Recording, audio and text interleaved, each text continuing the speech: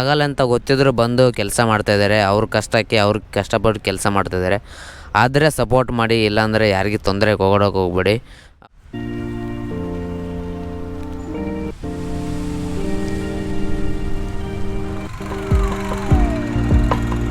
ಎಲ್ಲರಿಗೂ ನಮಸ್ಕಾರ. ನಾನು ನಿಮ್ಮ ಪ್ರೀತಿಯ ಕೆ ಟಾಕ್ಸಿಕ್. ನಮ್ಮ ಮಂಗಳೂರಲ್ಲಿ ಹ್ಯಾಂಡಿಕ್ಯಾಪ್ ಝೊಮ್ಯಾಟೊ ಮಾಡ್ತಿರೋರಂದರೆ ಇವರೊಬ್ಬರೇ. ಇವ್ರದ್ದು ಯಾವ ಥರ ಎಕ್ಸ್ಪೀರಿಯೆನ್ಸ್ ಇದೆ, ಇಲ್ಲಿ ಯಾವ ಥರ ಝೊಮ್ಯಾಟೊ ಮಾಡ್ತಾಯಿದ್ದಾರೆ, ಯಾವ ಥರ ಸಪೋರ್ಟ್ ಸಿಗ್ತಾ ಇದೆ ಅಂತ ಎಲ್ಲ ಮಾಹಿತಿ ಇವ್ರ ಹತ್ರ ತಿಳ್ಕೊಳ್ಳೋಣ ಬನ್ನಿ. ಸರ್, ನಿಮ್ಮ ಹೆಸರೇನು? ಸರ್, ನನ್ನ ಹೆಸರು ಪರಶುರಾಮ. ಎಷ್ಟು ವರ್ಷದಿಂದ ನೀವು ಝೊಮ್ಯಾಟೊ ಮಾಡ್ತಾಯಿದ್ದೀರಾ? ಸರ್, ಇವಾಗೊಂದು 6 ತಿಂಗಳು ಸರ್. ಮೊದಲು ಸ್ವಿಗ್ಗಿ ಮಾಡ್ತಿದ್ದೆ 2 ವರ್ಷ. ಅದರಲ್ಲಿ ಸ್ವಲ್ಪ ನಮಗೆ ಎರ್ನಿಂಗ್ ಆಗಲಿ ಏನೋ ಸ್ವಲ್ಪ ವರ್ಕೌಟ್ ಆಗ್ತಾಯಿಲ್ಲ. ಪೆಟ್ರೋಲು ಅವರು 20 ರೂಪಾಯಿ 15 ರೂಪಾಯಿ ಕೊಡ್ತಾಯಿದ್ರು. ಆಮೇಲೆ ಪೆಟ್ರೋಲು ಜಾಸ್ತಿ ಹೋಗ್ತಾಯಿತ್ತು. ವಾರಕ್ಕೆ ಒಂದು 8,000 ಆದರೂ ಹೋಗ್ತಾಯಿತ್ತು. ಅವರು ಸ್ವಲ್ಪ ದೂರ ಲಾಂಗ್ ಎಲ್ಲ ಕೊಡ್ತಿದ್ರು. ಖರ್ಚಿಗೆ ಹಣ ಉಳಿತಾ ಇರಲಿಲ್ಲ, ಪೆಟ್ರೋಲಿಗೆ ಹಣ ಸಾಕಾಗ್ತಿರಲಿಲ್ಲ. ಆಮೇಲೆ ಝೊಮ್ಯಾಟೊ ಕಂಪ್ನಿ ಒಂದು ಹೆಸರು ಗೊತ್ತಾಯಿತು, ಝೊಮ್ಯಾಟೊ ಇದೆ, ಫುಡ್ ಡೆಲಿವರಿ ಇದೆ ಅಂಥೇಳಿ. ಮತ್ತು ಈ ಝೊಮ್ಯಾಟೊ ಕಂಪ್ನಿಗೆ ಸೇರಿದಾಗ ಅವರು ಹೇಳಿದರು, ನಮ್ಮ ಅಂಗವಿಕಲ ಕಡೆಯಿಂದ ನಮ್ಮ ಝೊಮ್ಯಾಟೊ ಕಂಪ್ನಿಯಲ್ಲಿ ನಿಮಗೆ ಎಕ್ಸ್ಟ್ರಾ ಎರ್ನಿಂಗ್ ಕೊಡ್ತೇವೆ, ಮತ್ತು ಆಮೇಲೆ ಫುಡ್ ಕೂಡ ಒಳ್ಳೆಯದು ಆರ್ಡ್ರ್ ಆಗುತ್ತೆ ಅಂತ ಹೇಳಿದ್ದಕ್ಕೆ ಈಗ ಝೊಮ್ಯಾಟೊ ಫುಡ್ ಡೆಲಿವರಿ ಮಾಡ್ತಾಯಿದ್ದೇನೆ. ಇದರಲ್ಲಿ ಒಳ್ಳೆ ಎರ್ನಿಂಗು ಆಗುತ್ತೆ, ಮತ್ತು ಝೊಮ್ಯಾಟೊ ಕಂಪ್ನಿಯಿಂದ ಚೆನ್ನಾಗಿ ಸಪೋರ್ಟ್ ಕೂಡ ಸಿಗುತ್ತೆ ಸರ್. ಇದು ನಿಮಗೆ ರೆಸ್ಪಾನ್ಸ್ ಹೆಂಗಿದೆ ಝೊಮ್ಯಾಟೊದಲ್ಲಿ? ನೀವು ಹೋಗುವಾಗ ಲಿಫ್ಟಲ್ಲಿ ಅಥವಾ ಮತ್ತು ನೀವು ಆರ್ಡ್ರ್ ಪಿಕಪ್ ಮಾಡುವಾಗ ಮತ್ತು ಟ್ರಾಫಿಕಲ್ಲಿ ಹೋಗುವಾಗ ಯಾವ ಥರ ನಿಮಗೆ ಎಕ್ಸ್ಪೀರಿಯೆನ್ಸ್ ಇದೆ? ಸರ್, ಈಗ ಫುಡ್ ಹೋಟೆಲಿಗೆ ಹೋಗಿ ಪಿಕ್ ಮಾಡುವಾಗ ಹೋಟೆಲ್ದವ್ರು ಬಂದು ಗಾಡಿ ಹತ್ರ ಬಂದು ಬ್ಯಾಗಿಗೆ ಫುಡ್ ಹಾಕಿ ಹೋಗ್ತಾರೆ. ಕೆಲವರು ಕೊಡೋದಿದ್ರು ಕೂಡ ಫುಡ್ ಹೋಟೆಲ್ದವರು. ನಾನು ಹೋಗಿದ್ದ ಅವರ ಹೋಟೆಲ್ ಹತ್ರ ಹೋಗೋ ಒಳಗೆ ಎಂಟ್ರಿ ಆಗುವಾಗ ಅವ್ರು ಹೇಳ್ತಾರೆ, ಪರಶುರಾಮನ್ ಅಲ್ಲೇ ಇರು, ನಾವು ತಂದು ಕೊಡ್ತೇವೆ, ನಾಳೆಯಿಂದ ನೀವು ಬಂದ ಮೇಲೆ ನಮಗೆ ಕಾಲ್ ಮಾಡಿ, ನಾವು ತಂದು ಕೊಡ್ತೇವೆ, ಬರೋದು ಬೇಡ ಅಂತ ಹೇಳ್ತಾರೆ. ಈಗೆಲ್ಲ ಹೋಟೆಲ್ದವರು ತುಂಬ ಚೆಂದ ಸಪೋರ್ಟ್ ಮಾಡ್ತಾರೆ. ಫುಡ್ ಬ್ಯಾಗಿಗೆ ತಂದು ಕೊಡೋದು ಎಲ್ಲ ನಾನು ನಿಂತಲ್ಲಿ ತಂದು ಕೊಡ್ತಾರೆ. ಮತ್ತು ಫುಡ್ ಪಿಕಪ್ ಮಾಡಿ ದಾರಿಯಲ್ಲಿ ಹೋಗುವಾಗ ಕಾರಿನವರು ಬೈಕ್ನವರಾಗಲಿ ಸೈಡ್ ಬಿಡ್ತಾರೆ ರೋಡ್ಗೆ ವಾರ್ನ್ ಹಾಕಿದಾಗ. ಮತ್ತು ಕಸ್ಟಮರ್ ಮನೆಗೆ ಹೋದಾಗ ಕೂಡ ಹಾಗೆಯೇ, ಮೇಲೆ ಹೋದಾಗ ಫುಡ್ ಡೆಲಿವರಿ ಕೊಡ್ಲಿಕ್ಕೆ ಹೋದಾಗ ಕಸ್ಟಮರ್ ಹೇಳ್ತಾರೆ, ನೆಕ್ಸ್ಟ್ ಟೈಮ್ ಬಂದಾಗ ನೀವು ಕೆಳಗೆ ನಿಂತು ಕಾಲ್ ಮಾಡು, ನಾವು ಬರ್ತೇವೆ ಫುಡ್ ಕಲೆಕ್ಟ್ ಮಾಡಲಿಕ್ಕೆ, ಇವಾಗ ಬಂದಿದ್ದೆ ಅಂತ ಹೇಳ್ತಾರೆ. ಮತ್ತು ನಾನು ನೆಕ್ಸ್ಟ್ ಟೈಮ್ ಅದೇ ಜಾಗಕ್ಕಾಗಲಿ ಬೇರೆ ಪ್ಲೇಸ್ಗೆ ಹೋದಾಗಲಿ ಕಸ್ಟಮರ್ಗೆ ಕಾಲ್ ಮಾಡ್ತೇನೆ. ಆವಾಗ ಕಸ್ಟಮರ್ ಬಂದು ಫುಡ್ ಕಲೆಕ್ಟ್ ಮಾಡ್ತಾರೆ. ಇವಾಗ ಸದ್ಯಕ್ಕೆ ಈಗ 1 ತಿಂಗಳಿಂದ ಝೊಮ್ಯಾಟೊ ಕಂಪ್ನಿಯವರು ಹೊಸ ರೂಲ್ಸ್ ಮಾಡಿದ್ದಾರೆ. ಏನಂತ, ನಾವು ರನ್ನಿಂಗಲ್ಲಿ ಹೋಗ್ತಾ ಇರುವಾಗ ಒಂದು 2 ನಿಮಿಷ ಮುಂಚೆನೇ ಕಸ್ಟಮರಿಗೆ ಅನೌನ್ಸ್ ಮಾಡ್ತಿದ್ದಾರೆ, ನಮಸ್ತೆ, ನಾವು ಫುಡ್ ಡೆಲಿವರಿ ಝೊಮ್ಯಾಟೊಯಿಂದ ಮಾತಾಡೋದು, ನಮ್ಮ ರೈಡರು ಸ್ವಲ್ಪ ಹ್ಯಾಂಡಿಕ್ಯಾಪ್ ಡಿಸಬಿಲಿಟಿ, ಅವನು ಬರ್ತಿದ್ದಾನೆ, ದಯಮಾಡಿ ಸ್ವಲ್ಪ ಕೆಳಗೆ ಬಂದು ಫುಡ್ ಕಲೆಕ್ಟ್ ಮಾಡಿ ಅಂಥೇಳಿ ಕಸ್ಟಮರಿಗೆ ರಿಕ್ವೆಸ್ಟ್ ಮಾಡಿ ಕೊಡ್ತಿದ್ದಾರೆ. ಝೊಮ್ಯಾಟೊ ಕಂಪ್ನಿ ಕಡೆಯಿಂದ ಇದೊಂದು ಒಳ್ಳೆ ರೂಲ್ಸ್ ನಿಮಗೆ ತೊಗೊಂಡು ಬಂದಿದ್ದಾರೆ ಅಲ್ವಾ?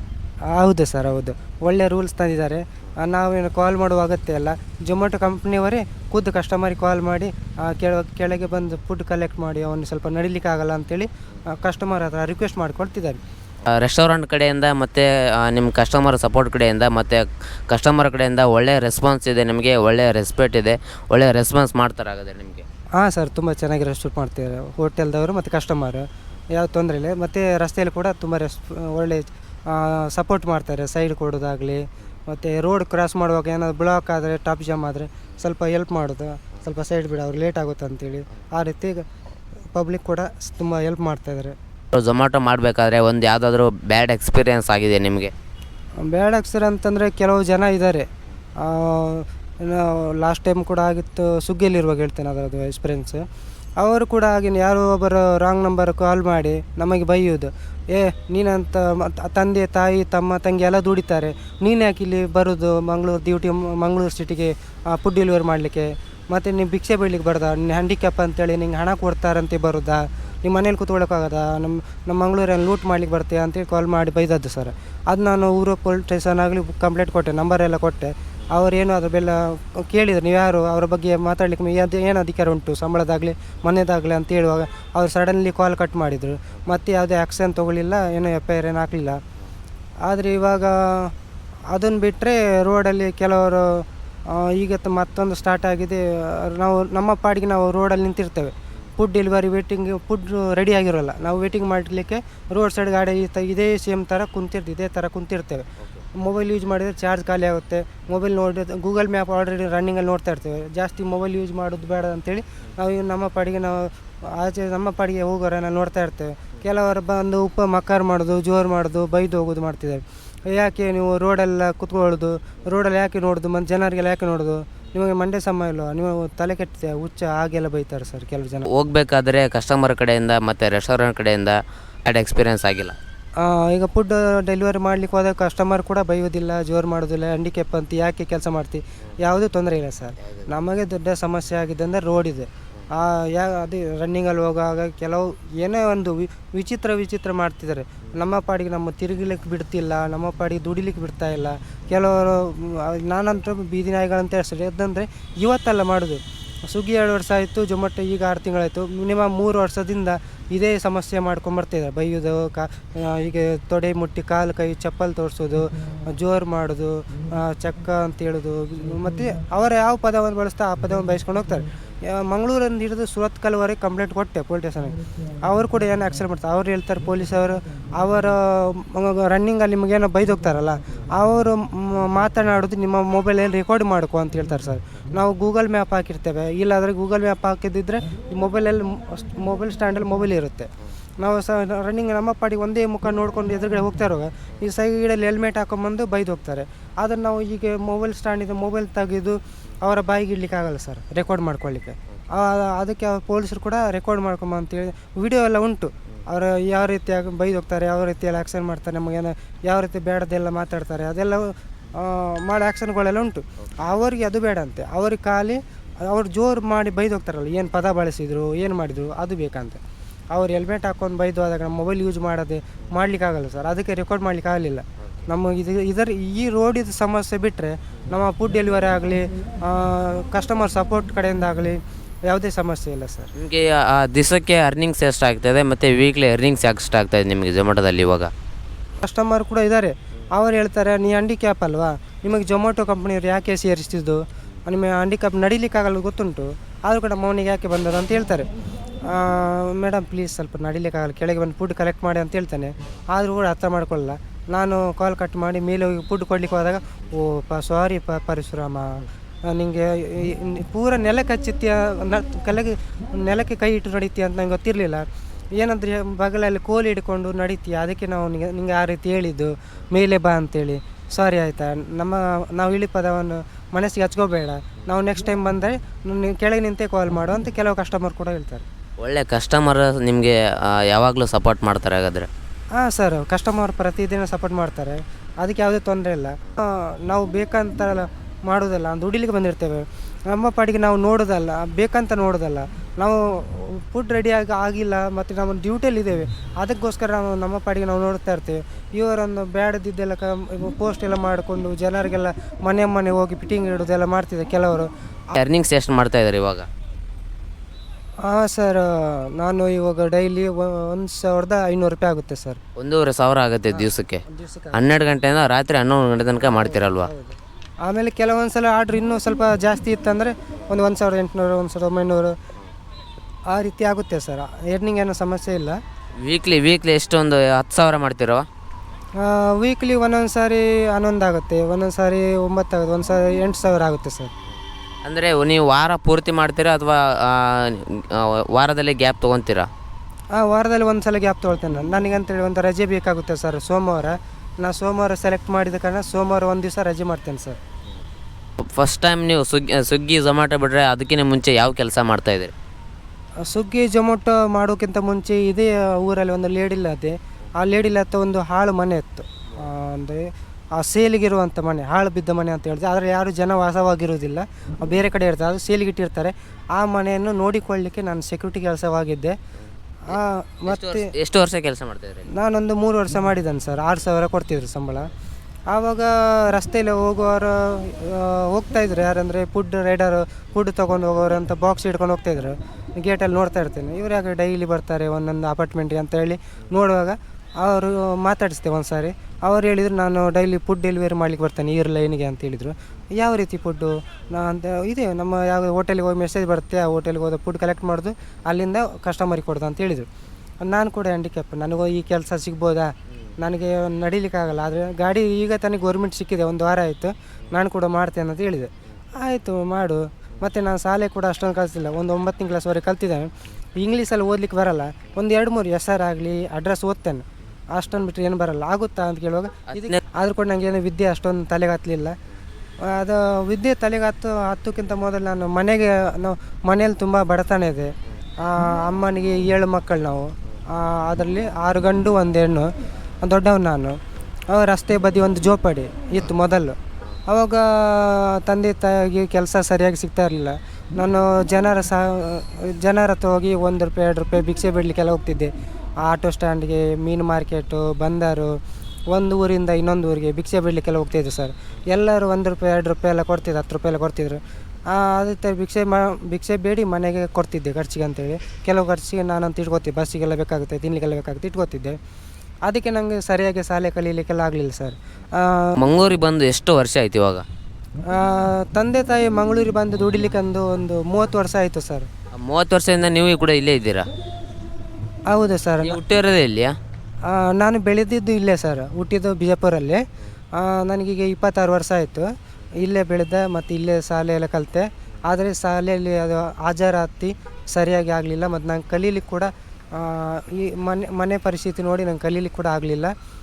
ಅದಕ್ಕೆ ನಾನು ಇಂಗ್ಲೀಷು, ಹಿಂದಿ ಬರೆಯುವ ಅಕ್ಷರದಲ್ಲಿ ಎಲ್ಲ ತುಂಬ ವೀಕ್.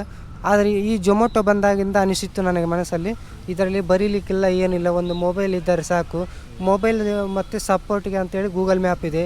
ಗೂಗಲ್ ಮ್ಯಾಪ್ ನೋಡಿ ಕಸ್ಟಮರ್ ಮನೆಯಾಗಿ ಯಾವುದೇ ಮೂಲೆ ಇದ್ದರೂ ಕೂಡ ಗೂಗಲ್ ಮ್ಯಾಪಿಂದ ಪತ್ತೆ ಹಚ್ಬೋದು. ನನಗೆ ಕೈಯಲ್ಲಿ ಕೆಲಸ ಬರೆಯುವುದಂಥ ಕೆಲಸ ಯಾವುದೂ ಇಲ್ಲ, ತುಂಬ ಈಜಿಯಾದ ಕೆಲಸ. ಇದನ್ನು ಬಿಟ್ಟು ನಂಗೆ ಬೇರೆ ಯಾವುದೇ ಕೆಲಸ ಇಲ್ಲ, ಇದು ನನಗೆ ತುಂಬ ಸೆಟ್ ಆಗಿದೆ ಅಂಥೇಳಿ ಈ ಕೆಲಸವನ್ನು ಈಗ ಮಾಡ್ತಿದ್ದೀನಿ. ಎಷ್ಟೋ ಸಹ 2-3 ಸಾರಿ ಆಕ್ಸಿಡೆಂಟ್ ಕೂಡ ಆಗಿದೆ, ಅಡ್ಮಿಂಟ್ ಕೂಡ ಆಗಿದ್ದೇನೆ, ಗಾಯ ಎಲ್ಲ ಆಗಿದೆ. ಮನೆಯಲ್ಲೆಲ್ಲ ಬೈತಾಯಿದ್ರು ಕೆಲಸಕ್ಕೆ ಹೋಗೋದು ಬೇಡ ಅಂಥೇಳಿ. ಆದರೆ ನನಗೆ ಬೇರೆ ಕೆಲಸ ಹುಡುಕಿದೆ ಮತ್ತು ಅದೇ ಬರೀಲಿಕ್ಕೆ ಬರೆಯೋದು ಅಕ್ಷರದ್ದು, ನಿಮಗೆ ಕಂಪ್ಯೂಟರ್ ಬರುತ್ತಾ, ನಿಮಗೆ ಬರೀಲಿಕ್ಕೆ ಆಗುತ್ತಾ ಅಂತ ಎಲ್ಲರೂ ಕೇಳ್ತಾರೆ. ಇಲ್ಲ ಸರ್ ಬರೀಲಿಕ್ಕೆ ಬರೋ ಅಂದರೆ ಯಾರೂ ಕರ್ಕೊಳ್ತಿಲ್ಲ ಕೆಲಸಕ್ಕೆ. ಕರ್ಕೊಂಡ್ರು ಕೂಡ ಬರಿತೇನೆ, ಒಂದು 3 ತಿಂಗಳು ಕೆಲಸ ಮಾಡ್ತೇನೆ, ಎಲ್ಲ ನಿನ್ನ ಅಕ್ಷರ ಎಲ್ಲ ತಪ್ಪಾಗ್ತಾ ಉಂಟು, ಇಂಗ್ಲೀಷ್ ತಪ್ಪುಂಟು, ಲೆಕ್ಕ ತಪ್ಪುಂಟು ಎಲ್ಲ ಅಂತಾರೆ. ಅದಕ್ಕೆ ನಾನು ಕೆಲಸವನ್ನು ನಡುವಲ್ಲಿ ಬಿಟ್ಟು ಬಂದುಬಿಡ್ತೇನೆ ಸರ್. ಏನಾದರೂ ಹೆಲ್ಪ್ ಮಾಡಿದ್ದಾದರೆ ಇದೊಂದು ಸ್ವಲ್ಪ ಜನರಿಗೆ ತಿಳಿಸಿ ಒಂದು ಹೆಲ್ಪ್ ಮಾಡಿ ಸರ್. ಓಕೆ, ಇವರು ಕಷ್ಟಪಟ್ಟು ಕೆಲಸ ಮಾಡ್ತಾಯಿದ್ದಾರೆ, ನಿಯತ್ತಾಗಿ ಕೆಲಸ ಮಾಡ್ತಾರೆ, ಯಾರಿಗೂ ತೊಂದರೆ ಕೊಡ್ತಾಯಿಲ್ಲ. ಅದಕ್ಕೋಸ್ಕರ ನೀವು ಯಾರೇ ಏನೇ ಆಗಲಿ ದಯವಿಟ್ಟು ಇಂಥವ್ರಿಗೆಲ್ಲ ತೊಂದರೆ ಕೊಡೋಕೆ ಹೋಗ್ಬೇಡಿ. ಯಾಕಂದರೆ ಕಷ್ಟಪಟ್ಟು ದುಡಿತಾ ಇದ್ದಾರೆ, ಯಾರಿಗೂ ತೊಂದರೆ ಕೊಡ್ತಾರೆ, ಯಾವ ತಲೆಯನ್ನು ಹೊಡಿತಾ ಇಲ್ಲ. ಪ್ರತಿಯೊಬ್ಬರು ನೀವು ಈ ಥರ ಯಾರು ಮಾಡ್ತಾಯಿದ್ದಾರೆ ಅದನ್ನೆಲ್ಲ ನೋಡಿಕೊಂಡು ನೀವು ಅವ್ರಿಗೆ ಸ್ವಲ್ಪ ಸಪೋರ್ಟ್ ಮಾಡಬೇಕು ನೀವು. ಯಾಕಂದರೆ ಅವರು ಕಷ್ಟಪಟ್ಟು ಕೆಲಸ ಮಾಡ್ತಾಯಿದ್ದಾರೆ, ಯಾರು ಕೂಡ ಈ ಥರ ಮಾಡೋಕ್ಕೆ ಹೋಗ್ಬೇಡಿ. ದಯವಿಟ್ಟು ಅವರು ಕಷ್ಟಪಟ್ಟು ಕೆಲಸ ಮಾಡ್ತಾಯಿದ್ದಾರೆ, ಕಷ್ಟಪಟ್ಟು ಕೆಲಸ ಮಾಡೋಕ್ಕೆ ಬಿಡಿ, ಅವ್ರ ಪಾಡಿಗೆ ಅವ್ರನ್ನ ಇಡಕ್ಕೆ ಬಿಡಿ. ಯಾರಿಗೂ ಈ ಥರ ತೊಂದರೆ ಕೊಡಬೇಡಿ, ಕಷ್ಟಪಟ್ಟು ಕೆಲಸ ಮಾಡ್ತಾಯಿದ್ದಾರೆ ನೀವು. ಓಕೆನಾ? ಈ ಥರ ಹ್ಯಾಂಡಿಕ್ಯಾಪು ನಿಮ್ಮ ಮೊದಲಿಂದನೇ ಇದೆಯಾ ಅಥವಾ ಹುಟ್ಟಿದಾದ್ಮೇಲೆ ಈ ಥರ ಆಗಿದೆ ಅಂತ ನಿಮ್ಮದು? ನಾವು ಮೊದಲು ಹುಟ್ಟಿದಾಗ ಸರಿ ಇದ್ನೆ ಅಂತ ಅಮ್ಮ ಅಪ್ಪ ಹೇಳ್ತಾಯಿದ್ರು. ಆದರೆ ಮತ್ತು ಪೋಲಿಯೋ ಹಾಕಲಿಕ್ಕೆ ಹೋದಾಗ ಡಾಕ್ಟ್ರ್ ಮಿಸ್ಟೇಕಿಂದ ಜ್ವರ ಇತ್ತಂತೆ. ಜ್ವರ ಇದ್ದಾಗ ಜ್ವರದ ಬದಲು ಪೋಲಿಯೋ ಇಂಜೆಕ್ಷನ್ ಹಾಕಿದ್ರಂತೆ. ಅದಕ್ಕೆ ಕಾರಣ ಈ ಥರ ಕಾಲಿಗೆ ಎಫೆಕ್ಟ್ ಬಿದ್ದು ಅಂಗವಿಕಲ ಆಗಿದೆ. ಹುಟ್ಟಿದ ತಕ್ಷಣ ಹಾಗಾದರೆ ನೀವು ಎಲ್ಲ ಚೆನ್ನಾಗೇ ಇದ್ದೀರಿ ಹಾಗಾದರೆ ನೀವು? ಹೌದು, ತಂದೆ ತಾಯಿ ಹೇಳ್ತಿದ್ದಾರೆ, ಹುಟ್ಟಿದ ಮಗು ಇರುವಾಗ ಚೆನ್ನಾಗಿದ್ನಂತೆ, ಇದು ಪೋಲಿಯೋದಿಂದ ಆಗಿದ್ದು ಅಂತ ತಂದೆ ತಾಯಿ ಹೇಳ್ತಿದ್ದಾರೆ.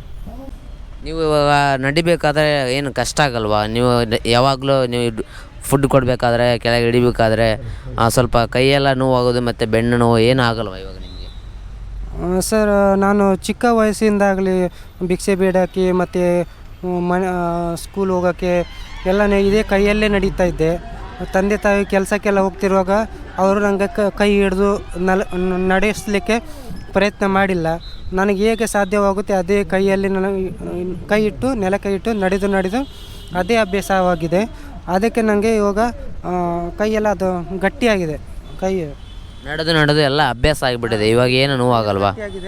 ನೋವು ಏನಾಗಲ್ಲ, ಅಭ್ಯಾಸ ಆಗಿಬಿಟ್ಟಿದೆ. ಹಾಗಾದ್ರೆ ನಡೆದು ಇವಾಗ ಏನು ಪ್ರಾಬ್ಲಮ್ ಇಲ್ಲ ನಿಮಗೆ? ಹೌದು, ನಡೆದು ಅಭ್ಯಾಸ ಆಗಿದೆ, ಏನು ಪ್ರಾಬ್ಲಮ್ ಇಲ್ಲ ಸರ್. ನಿಮ್ಮದು 1,500 ಅರ್ನಿಂಗ್ಸ್ ಆಗುತ್ತೆ ಅಂತ ಹೇಳಿದರೆ, ಆ ಅರ್ನಿಂಗ್ಸ್ ನಿಮ್ಮದು ಖರ್ಚೆಲ್ಲ ತೆಗೆದು ದಿವಸಕ್ಕೆ ಎಷ್ಟು ಉಳಿಯುತ್ತೆ ನಿಮಗೆ? ನಮ್ಮ 1,500 ರೂಪಾಯಿ ಅರ್ನಿಂಗ್ ಮಾಡಿದರೆ ಒಂದು 600 ರೂಪಾಯಿ ಖರ್ಚಾಗುತ್ತೆ ನನಗೆ ದಿನಾಲು. ಮಧ್ಯಾಹ್ನ 12 ಗಂಟೆ ಅಂದರೆ ರಾತ್ರಿ 11 ತನಕ ಅದರಲ್ಲಿ ಒಂದು 900 ರೂಪಾಯಿ 850 ರೂಪಾಯಿ ಉಳಿತದೆ ಸರ್. ಅಂದರೆ ನೀವು ಊಟ ಎಲ್ಲ ಹೊರಗೆ ಮಾಡ್ತೀರಾ? ಒಂದೊಂದು ಸಲ ಹೊರಗೆ ಮಾಡ್ತೇನೆ, ಒಂದೊಂದು ಸಾರಿ ಮಾಡೋದೇ ಇರ್ತೇನೆ. ಯಾಕಂದರೆ ಆರ್ಡರ್ ಇರುತ್ತೆ, ಮಿಸ್ ಆದರೆ ಇನ್ಸ್ಟಿಟ್ಯೂಟ್ ಅದಿದೆ ಅಂತ ಏನಾದರೂ ಫೈನ್ ಹಾಕ್ತಾರೆ, ಸ್ಕಿಪ್ ಮಾಡಲಿಕ್ಕೆ ಆಗಲ್ಲ. ಹೋಟೆಲಿಗೆ ಕುಂದು ಊಟಕ್ಕೆ ಅಂತ ಏನಾದ್ರು ತಿನ್ಲಿಕ್ಕೆ ಹೋದರೆ ಆರ್ಡ್ರ್ ಬಂದಿರುತ್ತೆ, ಅಂದರೆ ಆಫ್ಲೈನ್ ಮಾಡಲಿಕ್ಕೆ ಆಗಲ್ಲ. ಆಫ್ಲೈನ್ ಮಾಡಿದೆ ಅಂದರೆ ಆರ್ಡ್ರ್ ಲಿಸ್ಟ್ ಅಂದರೆ ಹೋಗ್ತಾ ಇರುತ್ತೆ, ತಗೊಳ್ಳಿಲ್ಲ ಆರ್ಡ್ರ್ ಅಂತೇಳಿ. ಅದಕ್ಕೆ ಈಗ ಆರ್ಡ್ರ್ ಇಲ್ಲ ಅಂತೇಳಿ ನಾವು ಹೋಟೆಲ್ ಒಳಗೆ ಹೋಗುವಾಗ ಹೋಟೆಲ್ ಹೆಜ್ಜೆ ಇಟ್ಟರೆ ಸಾಕು ಆರ್ಡ್ರ್ ಬಂದೇ ಬಿಡ್ತದೆ. ಅವಾಗ ನಾವು ಏನು ಮಾಡಲಿಕ್ಕಾಗಲ್ಲ, ಸೀದಾ ಹೊರಟು ಬಿಡ್ತೇವೆ ಆರ್ಡ್ರ್ ಬಂದಿದೆ ಅಂತೇಳಿ ಫುಡ್ ಪಿಕಪ್ ಮಾಡಲಿಕ್ಕೆ. ನಮಗಿಲ್ಲಿ ಸರಿ ಒಂದೊಂದು ಸಾರಿ ಒಂದೊಂದು ದಿನ ಅಂತ ಹೇಳ್ಬೋದು, ಒಂದೊಂದು ದಿನ ಕೂಡ ಸರಿಯಾಗಿ ನೀರು ಕುಡಿಲಿಕ್ಕೆ ಟೈಮ್ ಸಿಗೋಲ್ಲ, ಸರಿಯಾಗಿ ತಿನ್ನಲಿಕ್ಕೆ ಟೈಮ್ ಸಿಗೋಲ್ಲ. ಏನು ಮಾಡೋದು, ಊಟ ಮಾಡಲಿಕ್ಕೆ ಟೈಮ್ ಸಿಗೋಲ್ಲ ಅಂತೇಳಿ ನಾವು ಹೊರಗಡೆ ಶೊರ್ಮ ಏನಾದ್ರು ತಿಂತಾ ಇರ್ತೇವೆ ಸರ್. ಅದು ಕಮ್ಮಿ ರೇಟ್ ಸಿಗುತ್ತೆ, ಬೇಗ ಹೊಟ್ಟೆ ತುಂಬುತ್ತೆ ಅಂತೇಳಿ ಅದೇ ತಿಂತೇವೆ. ಅದು ಝೊಮ್ಯಾಟೊ ಮಾಡ್ತಾಯಿದ್ರಲ್ಲ, ನಿಮಗೆ ಬೇರೆ ಡೆಲಿವರಿ ಬಾಯ್ಸು ನಿಮಗೆ ಯಾವ ಥರ ಸಪೋರ್ಟ್ ಕೊಡ್ತಾ ಇದ್ದಾರೆ ನಿಮ್ಗೆ ಇಲ್ಲಿ ಇವಾಗ? ಸರ್, ನಮ್ಮ ರೈಡರ್ಗಳು ಇದ್ದಾರಲ್ಲ, ಅವರು ತುಂಬ ಸಪೋರ್ಟ್ ಮಾಡ್ತಾರೆ. ನಾನು ನಿಂತ ಕೂಡಲೇ ಹೋಗಿ ಅಲ್ಲಿ ಒಂದು ಹೋಟೆಲ್ ಕಡೆ ನಿಂತರೆ, ರೈಡರ್ ಝೊಮ್ಯಾಟೊ ಆಗಲಿ ಸ್ವಿಗ್ಗಿ ರೈಡರ್ ಆಗಲಿ ನಿಂತರೆ ನನ್ನ ಹೆಸರು ಅವ್ರಿಗೆ ಮೊದಲಿಂದ ಗೊತ್ತುಂಟು. ಪರಶುರಾಮ್ ID ನಂಬರ್ ಹೇಳು ಅಂತ ಹೇಳ್ತಾರೆ, ಕೇಳ್ತಾರೆ. ನಾನು ಅವ್ರಿಗೆ ID ನಂಬರ್ ಹೇಳ್ತೇನೆ, ನಮ್ಮ ರೈಡರ್ಗಳಿಗೆ ಫುಡ್ ತಂದು ನಾನು ಬ್ಯಾಗಲ್ಲಿ ಇಟ್ಟು ಹೋಗ್ತಾರೆ ಸರ್. ಡೆಲಿವರಿ ಏನೋ ಬಾಯ್ಸ್ ಇದ್ದಾರೆ, ಪ್ರತಿಯೊಬ್ಬರು ನಿಮಗೆ ಸಪೋರ್ಟ್ ಮಾಡ್ತಾರೆ ಹಾಗಾದರೆ ಮಂಗಳೂರಲ್ಲಿ ಇವಾಗ? ರೈಡರ್ಗಳು ಯಾವುದೋ ಸಮಸ್ಯೆ ಇಲ್ಲ, ಸಪೋರ್ಟ್ ಮಾಡ್ತಾರೆ. ನಮ್ಮ ರೈಡರ್ಗಳಿದ್ದಾರೆ, ನಮ್ಮ ಫ್ರೆಂಡ್ಸ್ ರೈಡರ್ಗಳು, ಅವರು ಕೂಡ ಸಪೋರ್ಟ್ ಮಾಡ್ತಾರೆ. ಯಾರಾದರೂ ಏನಾದ್ರು ನಿಮಗೆ ಸಮಸ್ಯೆ ಕೊಟ್ಟರೆ ನಮಗೆ ಹೇಳು, ನಾವು ಅವರನ್ನು ವಿಚಾರಿಸ್ತೇವೆ ಅಂತ ಹೇಳ್ತಾರೆ. ಯಾಕೆ ಕಷ್ಟ ಕೊಟ್ಟೆ ಅವ್ರಿಗೆ ದುಡಿಯೋರನ್ನು, ಮತ್ತು ನಮಗೇನಾದರೂ ಇವರು ತೊಂದರೆ ಕೊಟ್ಟರೆ ಇಲ್ಲ ಅವರಿಗೆ ತಿಳುವಳಿಕೆ ಬರುತ್ತೆ ಅಂತ ಎಲ್ಲ ಕೆಲವು ಜನರು ಫ್ರೆಂಡ್ಸ್ ಹೋಟೆಲ್ದವರೆಲ್ಲ ನನಗೆ ಧೈರ್ಯವನ್ನು ಹೇಳ್ತಾರೆ. ಅವರ ಧೈರ್ಯ ಮುಖಾಂತರ ನಾ ಮತ್ತೆ ಕೆಲವು ದಿನ ಬಿಟ್ಟಿದ್ದೆ, ತುಂಬ ಕಿರಿಕಿರಿ ಕೊಡ್ತಾಯಿದ್ರು ಎಲ್ಲ ಜನರು, ಹೋಟೆಲ್ದವರು, ಇವರೆಲ್ಲ ಧೈರ್ಯ ಮಾಡಿ ನನಗೆ ಎಲ್ಲ ಸಪೋರ್ಟ್ ಸಿಗ್ತಾ ಉಂಟು. ಅದಕ್ಕೆ ಮತ್ತೆ ನಾನು ಡ್ಯೂಟಿಗೆ ಜಾಯ್ನ್ ಆದೆ. ಈಗ ಯಾವುದೇ ಸಮಸ್ಯೆ ಆದರೂ ನನಗೆ ಜನರು ನೋಡ್ಕೊಳ್ತಿದ್ದಾರೆ, ಅವರ ಧೈರ್ಯದಿಂದ ನಾನು ಕೆಲಸ ಮಾಡ್ತಿದ್ದೇನೆ ಸರ್. ನೋಡಿ, ಅವರು ಹ್ಯಾಂಡಿಕ್ಯಾಪ್ ಅಂತ ಗೊತ್ತಿದ್ದರು ಮತ್ತು ಅವ್ರಿಗೆ ಕೆಲಸ ಆಗಲ್ಲ ಅಂತ ಗೊತ್ತಿದ್ದರು, ಅಷ್ಟು ಕಷ್ಟಪಟ್ಟು ಕೆಲಸ ಮಾಡ್ತಾಯಿದ್ದಾರೆ. ದಯವಿಟ್ಟು ಅವ್ರಿಗೆ ಆದಷ್ಟು ಸಪೋರ್ಟ್ ಮಾಡಿ, ಬಟ್ ಯಾವುದೇ ಥರ ತೊಂದರೆಗೆ ಹೋಗ್ಬೇಡಿ. ಅವ್ರಿಗೆ ಆಗಲ್ಲ ಅಂತ ಗೊತ್ತಿದ್ದರೂ ಬಂದು ಕೆಲಸ ಮಾಡ್ತಾಯಿದ್ದಾರೆ, ಅವ್ರ ಕಷ್ಟಕ್ಕೆ ಅವ್ರಿಗೆ ಕಷ್ಟಪಟ್ಟು ಕೆಲಸ ಮಾಡ್ತಾಯಿದ್ದಾರೆ. ಆದರೆ ಸಪೋರ್ಟ್ ಮಾಡಿ, ಇಲ್ಲಾಂದರೆ ಯಾರಿಗೆ ತೊಂದರೆಗೆ ಹೋಗ್ಬೇಡಿ. ಬೇರೆಯವ್ರಿಗೆ ತೊಂದರೆ ಕೊಡ್ರಪ್ಪ ನಿಮ್ಮನ್ನು, ಬಟ್ ಇವರು ಕಷ್ಟಪಟ್ಟು ಕೆಲಸ ಮಾಡ್ತಾಯಿದ್ದಾರೆ, ಆಗಲ್ಲ ಅಂತ ಗೊತ್ತಿದ್ರು. ಬಟ್ ಅವ್ರಿಗಂತೂ ನೀವು ಸಪೋರ್ಟ್ ಮಾಡದಿದ್ದರೆ ಪರವಾಗಿಲ್ಲ, ಅವ್ರ ಪಾಡಿಗೆ ಅವ್ರನ್ನ ಇರೋಕ್ಕೆ ಬಿಡಿ ಸಾಕು. ಓಕೆ, ಇಷ್ಟೊತ್ತು ನಮ್ಮ ಜೊತೆ ಮಾತಾಡೋದಕ್ಕೆ ಮತ್ತು ನಿಮ್ಮ ಪ್ರಾಬ್ಲಮ್ಸ್ಗಳನ್ನ ಮತ್ತು ನಿಮ್ಮ ಖುಷಿನ ಮತ್ತು ನಿಮ್ಮ ಕೆಲಸನ ಪ್ರತಿಯೊಂದು ಹಂಚ್ಕೊಂಡಿದ್ದಕ್ಕೆ ಧನ್ಯವಾದಗಳು. ಮತ್ತು ಇದೇ ಥರ ನೀವು ಕೆಲಸ ಮಾಡ್ತಾಯಿರಿ. ನಮ್ಮ ಚಾನಲ್ ಕಡೆಯಿಂದ ನಿಮ್ಗೆ ಯಾವಾಗಲೂ ಸಪೋರ್ಟ್ ಇರುತ್ತೆ. ಒಳ್ಳೆಯದಾಗಲಿ, ಒಳ್ಳೆ ಕೆಲಸ ಮಾಡ್ತಾಯಿರಿ, ಒಳ್ಳೆಯದಾಗಲಿ ನಿಮಗೆ. ನಮ್ಮ ಕಡೆಯಿಂದ ನಿಮಗೆ ಯಾವಾಗಲೂ ಸಪೋರ್ಟ್ ಇದ್ದೇ ಇರುತ್ತೆ. ಓಕೆನಾ? Thank you sir, thank you. Thank you sir. Thank you.